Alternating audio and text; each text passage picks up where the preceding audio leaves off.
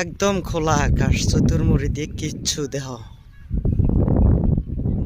এটা এই যে নদীর ওই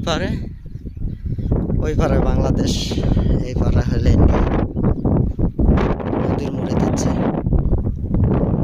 গাড়ি আটে নিয়ে যাচ্ছে, টোটো আসবে নাকছে।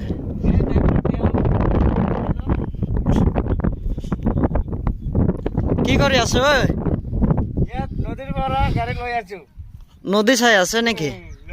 আছো আছো, এটা ফুৰিব আহিছো আৰু।